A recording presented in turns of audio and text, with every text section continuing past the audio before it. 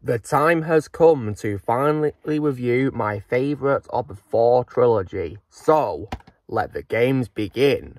Yo dudes, the Empire's pretty chill. Maybe you could like join it or something.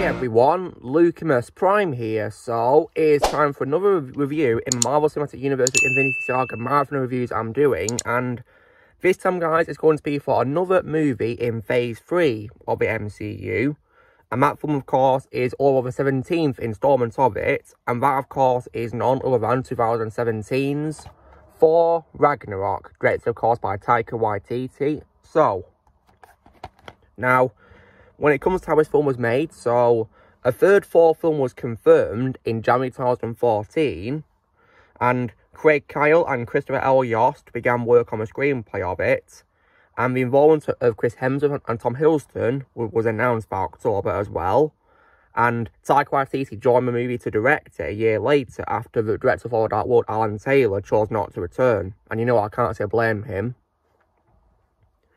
Mark Ruffalo also joined the cast, reprising his role as the Hulk from previous MCU movies as well, and this of course allowed elements of the 2006 comic book storyline Planet Hulk to be adapted for Ragnarok. And the rest of the cast, including Cate Blanchett as the film's villain, which is Hela, was confirmed in May 2016, with the involvement of Eric Pearson and revealed at the start of filming in July. Filming took place in Brisbane and Sydney, Australia, with the film also having exclusive use of Village Roadshow Studios in Oxenford, and the film finished filming in October 2016. The film premiered at El Capitan Theatre in Los Angeles on October 10, 2017, and was released in the United States on November 3rd as part of Phase 3 of the MCU. The film received praise for its acting and Waititi's direction, as well as the action sequences, visual effects, musical score, and humour, with many critics considering it to be the best installment of the Thor franchise. It grossed $855 million, becoming the highest grossing film of the series and the 9th highest grossing film of 2017. When it comes to my reaction to this film, guys, so back when this film came out in 2017, I unfortunately didn't have any free time to see this because I was busy studying in A-levels at sixth form, so I was really busy in that time, so I didn't have a chance to see this. However, when it, of course, came to television, I gave it a watch, and I, of course, have also bought it on DVD and Blu-ray, and as you can see here, I have my Blu-ray of it, of course. And I've got to say that I absolutely love this movie, and it's most definitely my favourite Thor movie of all time. And as far as I'm concerned, guys, Thor is only a trilogy in the MCU when it comes to his standalone movies, and this would have to be the best of that trilogy, in my opinion. So, what is the movie about? So Thor must escape the alien planet Sakaar in time to save Asgard from Hela and the impending Ragnarok. So, when it comes to what I think is good about this movie then, so the film has a great cast of actors, a great ensemble cast of great actors in this, so Chris Hemsworth, of course, returns as the God of Thunder himself and gives a great performance as him, as always. You know, perfect casting right there. No one, in my opinion, can play Thor better than Chris Hemsworth. To me, he always will be Thor. And also returning as well is Tom Hiddleston reprising his role as Loki, and I'm so glad this film finally confirmed what Loki was doing at the end of Thor: Dark World, where it's good, of course, he's continuing to impersonate Odin on Asgard. And so I'm very glad, of course, that they confirmed what was happening in this with Loki, because we were told he was going to be in Age of Ultron for a cameo appearance, but unfortunately he got cut out of it, sadly. So thankfully this film finally confirmed that he's still on Asgard impersonating Odin.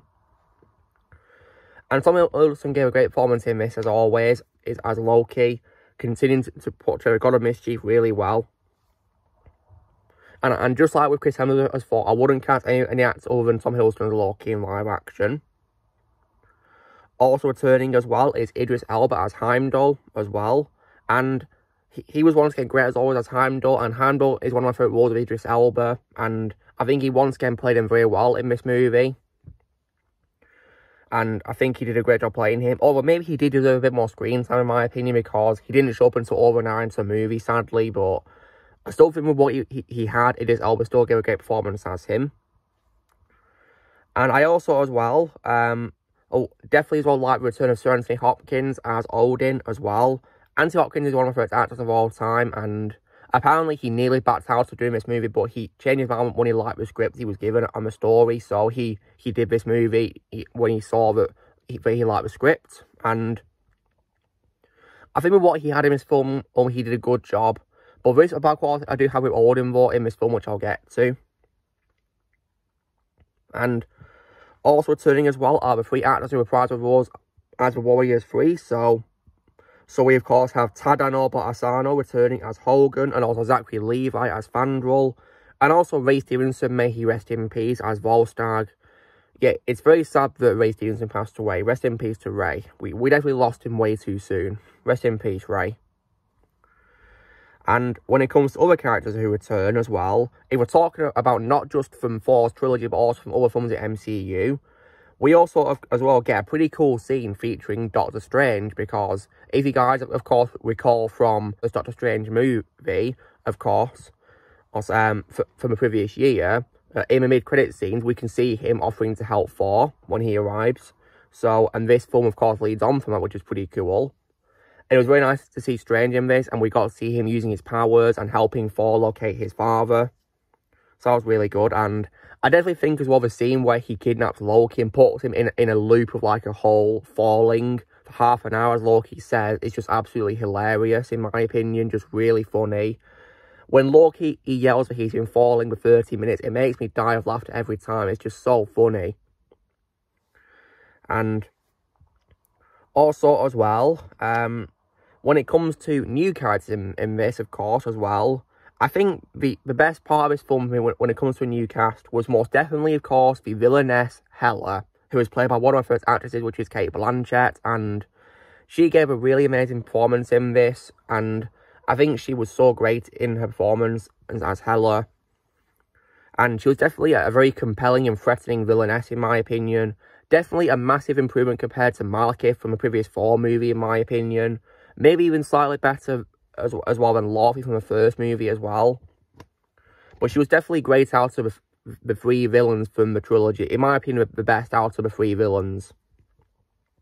Because I think she was just absolutely sinister and threatening. Just a great villainess right there. And easily one of my favourite roles of all time from Cate Blanchett. My favourite role of hers being Galadriel in the Lord of the Rings and the Hobbit movie trilogies. But in this role, wow, she was amazing. And I think with what she had, she gave an amazing performance. And I got to say, the CGI for her suit was also really good, because as a fun fact, guys, she's wearing a mocap suit when filming a scene. So I got to say, the CGI for her suit is very impressive, in my opinion. Very impressive. When it comes to other new faces in this, we also as well get the introduction of the Grandmaster, who of course is one of the Elders of the Universe, who rules the planet of Sakaar, and he enjoys manipulating lesser life forms, played by one of my favourite actors of all time, which is Jeff Goldblum. And Jeff Goldblum is one of my favourite actors of all time, guys, for many things he's been in, and Grandmaster is one of my favourite roles of his of all time. I think he gave a great performance. He was very entertaining and pretty funny as well, I might add. And even though he's quite a comical character, he does have his threatening moments, such as when he shoots a prisoner next to Thor. Like, goodness me. I think in this, he was definitely a great character. Maybe though he deserves to be, you know, more filled with comments for, because for some reason, guys, he's not blue like he's in the comics. Because apparently Taika Waititi thought Jeff Goldblum was such a great actor, he didn't need to have blue makeup on, but personally, while doing that's being a bit unfavourable to the comics. But despite this, however, I still think Jeff gave a great performance as the Grandmaster in this, and it's one of my favourite roles of his of all time.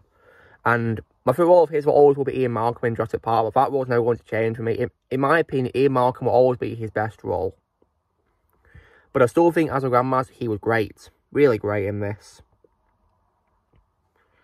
And I also like the addition as well of Karl Urban appearing as Scourge, the Asgardian warrior who guards the Bifrost Bridge in the absence of Heimdall. And I definitely really liked his character, and I think he had good development of what he starts off as being someone who wants to join Hela to survive. But then, of course, towards the end of the film, he realises the error of his mistakes, and And I definitely as well liked his sacrifice scene as well, and I definitely as well thought it was pretty funny how he had two guns who were called Des and Troy, and of course when he put the words together, it's Destroy. So I definitely liked that, and I definitely think he was a good character. And I think Carl Urban did a great job playing him. Although my favourite role of his always will be Judge Dredd, though. Yeah, that always will be, in my opinion, his best role. But I still think as Scourge, he was great, though. And when it comes to other new faces, at the start of the movie, we also get introduced as well to, of course, the fire demon Surtur. And while he's played in Mocap by Taika Waititi, we also get the legendary Clancy Brown doing his voice. And I gotta say that Clancy Brown was actually pretty intimidating and scary as Surtur, in my opinion. Like, wow. I think he did a great job playing Surtur in this, and I definitely liked his design as well. It was a pretty good and pretty terrifying design. And we also get some pretty funny cameos in this movie as well. So, at the start of the movie, when Thor returns to Asgard to look for his father, we do see what appears to be his father watching a play, which is reenacting the events of Thor: The Dark World. And we get to see some pretty cool actors in this appearing, acting out the scene. So first of all, we get to see Luke Hemsworth, who's Chris Hemsworth's brother, appearing as Thor. We also get to see Matt Damon playing an actor who's playing Loki, and Sam Neill playing an actor who's playing Odin. So it was really cool to see those cameos in this, and yeah, legends right there.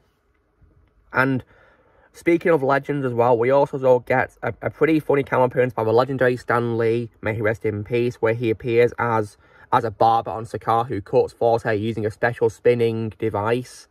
And that was definitely a really great cameo and was really funny. And I think it's really cool how Stan got to be the character who gives Thor his short hair, because when it comes to Thor, guys, I personally like him best when he gets his short hair. I think he looks really cool with short hair. And it was really cool how he got Stan Lee to do that. And of course, rest in peace to Stan Lee. Thank you so much for all of the characters you've co-created and inspiring billions of people around the world, Stan. Thank you so much. Without you, we wouldn't have many of these iconic characters. Yeah, thank you so much for everything you've done, Stan. Rest in peace. And aside from as well, a great cast of actors as well in this. The film also, in my opinion, has great visuals and definitely really great. I want to talk about how Hela's suit is CGI, and also as well, I think many of the scenes in the film are very visually stunning and just absolutely spectacular to watch. One mention being, of course, the fight in the Bifrost Bridge scene at the start of the film, which was really good. And I also think Thor's opening fight with Surtur and his demons was also great as well. And it was definitely really great to see, thanks to all his great visuals, and very colourful in my opinion, just absolutely stunning. And I also definitely love a musical score composed by Mark Mothersbaugh as well. I think it was great music, which did a very good job composing the music. And speaking of music as well, guys, I definitely as well love the inclusion of the song Immigrant Song by Led Zeppelin, which appears in Thor's first and last battles of the movie. And I definitely think that was a perfect choice to include in the soundtrack, because that song, of course, has Norse mythology mentioned in the lyrics. So I definitely think it was a great choice to include in this, and it's definitely a great song. And whenever I listen to it in the film, I like to bob my head to it because it's such a great song. Yeah, it's very catchy. And also as well, I think the film also has a great pacing as well, because this film is 2 hours and 10 minutes, guys, and according to what it said on my Blu-ray when I rewatched it last night, and in my opinion, it's paced really well. It doesn't feel boring or too fast or too rushed or anything like that. In my opinion, it's paced really well and doesn't feel too long, in my opinion. It flies by really well, because there's lots of scenes happening which are great to watch and are really fun. And I say fun, guys, because I definitely like how this film has a nice change of tone compared to Thor: Dark World, where it goes through more of a comedic route in many cases. And I have heard from several of my friends that apparently this Thor film after Ragnarok apparently went far too comedic to the point of it not being funny. So, but what I will say in response to that is that, in my opinion, the humour in this film was done well. In my opinion, it was written well and was actually funny, in my opinion. I mean, there's many funny characters in this. I've already mentioned that Grandmaster can be funny at times.